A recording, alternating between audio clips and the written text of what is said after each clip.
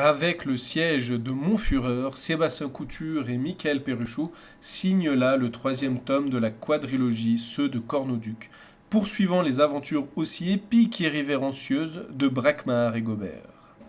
Dans cet épisode, nos deux compères sont envoyés à Montfureur, chez les Huguenots, avec l'aide d'Alcide Petitpont, le meunier, et du fils de Gobert, sobrement surnommé Gamin. La raison de cette mission est avant tout politique. Le duc de Minetois-Corbière a contracté quelques années auparavant une dette envers le roi d'Alibert. Celui-ci réclame aujourd'hui son dû alors qu'il s'apprête à subir le siège du sinistre Procter et Gamble. Et oui, il y a peut-être une petite consonance sonore avec une certaine giga-méga entreprise, qui n'a pas toujours bonne réputation, disons-le. Peu désireux de sacrifier ses troupes en envoyant toute son armée, le duc fait un choix audacieux, dépêcher son meilleur chevalier, héros du duché, le valeureux Braquemar, un homme, une mission et un siège à tenir.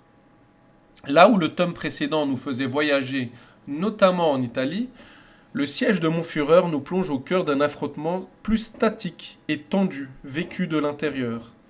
Comme son titre l'indique, le roman s'attache à retranscrire l'expérience du siège médiéval avec tout ce que cela implique, l'attente, la stratégie, la promiscuité, la pénurie. Un changement de décor bienvenu qui apporte une nouvelle diversité à cette grande aventure.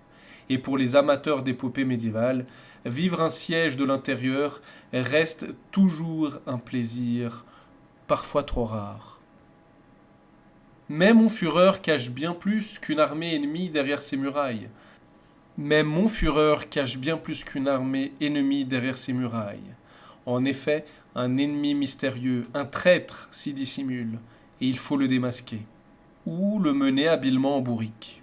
Toutefois, le plus grand défi pour Braquemar et Gobert ne sera peut-être pas de repousser les forces de Procter et Gamble, mais de survivre plusieurs jours, voire plusieurs semaines sans alcool, tout en se rationnant sévèrement sur la nourriture.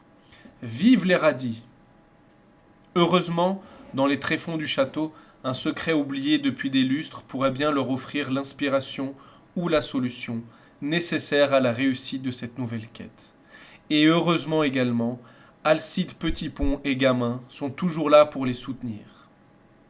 La structure reste fidèle au tome précédent, une aventure découpée en chapitres efficaces, portée par un humour omniprésent. Les dialogues, les personnages et les situations sont toujours aussi maîtrisés et hilarants. Les auteurs confirment leur savoir-faire et leur sens du rythme. Si vous avez apprécié les deux premiers volumes, vous apprécierez sans aucun doute ce troisième épisode. On pourra regretter la quasi-disparition des chansons paillardes, mais ce choix s'avère finalement cohérent. Chez les Huguenots, la maîtrise de soi semble être une vertu cardinale, du moins en public. Ce tome a d'ailleurs été pour moi l'occasion de faire quelques recherches complémentaires sur eux, qui étaient, de ce que j'ai pu voir, et je simplifie, des chrétiens protestants du royaume de France et de Navarre au XVIe siècle. En somme, par rapport à nos compagnons, on pourrait dire qu'ils jouent au même sport, mais ne portent pas tout à fait le même maillot. Je me réjouis évidemment de vous faire un retour sur La Disgrâce, le quatrième et malheureusement dernier tome de la quadrilogie de Ceux de Cornauduc.